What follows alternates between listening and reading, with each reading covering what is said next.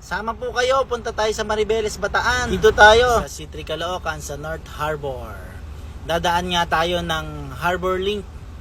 Ano po, yan, toll gate. Sumabit nga pala yung aming vertical clearance yan. Sinukat kami at ayan, pinadaan naman po kami dahil pasado naman yung vertical clearance. Dadaan tayo papunta ulit sa NLEX, kumanan tayo doon sa pababa. Ayan, tuloy-tuloy lang. Dito lang tayo sa dalawang lane dahil track lane lang yung dapat natin pwestuhan. Nakalagay naman sa taas ng mga signages yan. Ayan, dyan tayo sa may track lane at dahan-dahan lang tayo. So maganda yung panahon pag alis ng Maynila. At ang bilis, nandito na agad tayo sa may malapit sa Tabang. Ayan, nag 3 lanes na agad. Nabawasan na ng isang lane. So, dalawang lane pa rin, overtaking lane and slow vehicle class 3 at bus and truck dyan sa may ikatlong lane. So andyan na tayo sa Candaba Viaduct. Tuloy-tuloy lang. Halos 1 minuto lang nandito na agad tayo. Tingnan nyo yung mga overtake. Ang bibilis nila So yan yung mga kasama natin. Nasa mga slow vehicle lane lang po yan. Kaya kaya natin silang overtaken. At ang maximum speed natin is 80 km. Ayan, lalabas na tayo ng San Fernando. Sa mga class 1, mga light vehicle, pwede kayong dumiretso, Kami namang mga truck, kakanan kami po dito sa gilid ng flyover. Tapos kakaliwa naman doon sa unang traffic light, para maka-merge uli doon kasi hindi tayo pwede doon sa flyover, mabigat po tayo. Tapos pagdating doon, magme-merge na uli tayo. Kakanan naman tayo diyan sa may flyover uli. Yan, tuloy-tuloy lang, dire-diretso.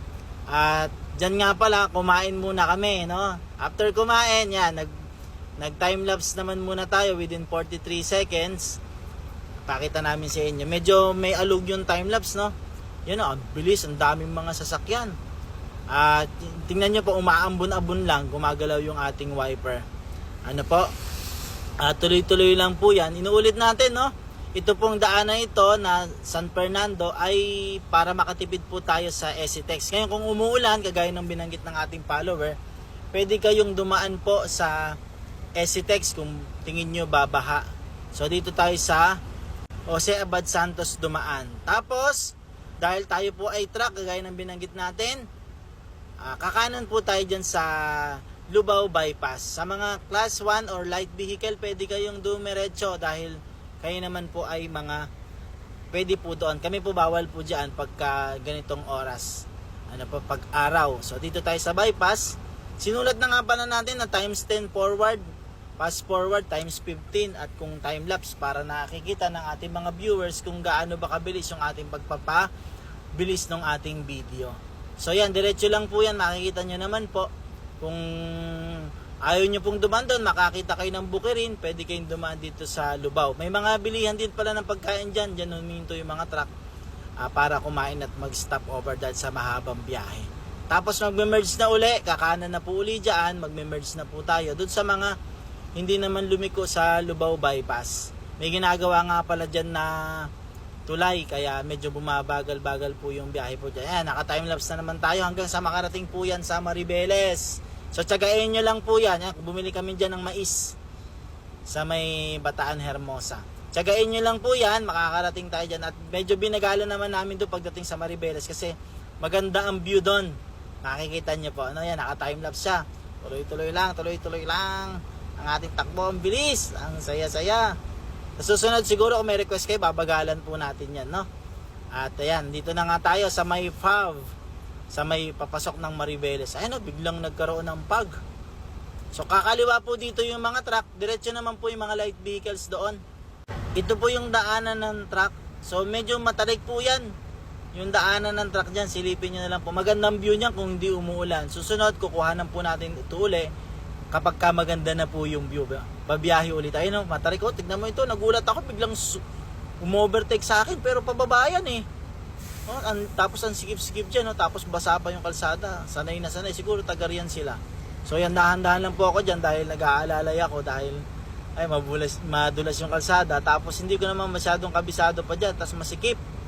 Yan. So alalay lang tayo. Tuloy-tuloy lang. Papunta nga pala ito ng Maribeles na. Bagay ito, sakop na rin ng Maribeles po yan. So makikita nyo po, masikip po yung daan. Kinakailangan natin bumelo. At medyo nahihinto-hinto pa nga tayo dyan dahil kasalubong natin malalaki din na katulad natin. Katulad po niya, may mga nasisiraan dyan ng sasakyan at ayan, nakita nyo naman, espalto, no? At yan, mukhang madulas yung kalsada. Sayang nga, hindi ano yung panahon, no? Yun, no, yung magandang views dyan, no? Sa may Maribeles. Medyo ito na yung palusong na nahihirapan yung ating mga truck na dumadaan dyan. So hindi po ito daan ng mga light vehicle, doon nga po sa may pasigsag-sigsag. Pero ito po isa sa mga magagandang view na pwede nating makita. At may mga residential area din po dito. Kaya nga pala kami nandyan dahil may mga warehouse po dyan, may mga factory na ginagawa po dyan sa Maribeles. Yung produkto po na i-export po namin. Nandyan sila nakatira. Dyan maraming mabibiling isda dyan, yung mga daing na sariwa pa lang, dinaing na nila. Yung mga gilid na yan. Hindi lang kami pwedeng huminto kasi makakaharang kami sa daan. Ayan. So alalay lang talaga dahil ayan, bigayan. Ayan yung mga bilihan po dyan. Para makalusot yung bawat isa dahil nga masikip po yung kalsada. Ayan nga, muntik pa nga kung hindi makadaan dyan. Pero ayan na. Ayan na yung haharang sa akin na truck. Saan na nga ba yun? Ayan na sa kaliwa. Ayan no. Hindi ako basta makadaan. No? Natagalan no. Bagaman times 10 yan. Tagal o. Yun no. So ayan na po. Malapit na po kami dito. Lagi nagpapaalala. Road and Machine Care. Maging caring palagi sa pagmamaneho. Muli po. Salamat po sa Diyos. Sana nag-enjoy po kayo at abangan nyo pa yung mga susunod nating video na travel vlog natin. Salamat po sa Diyos.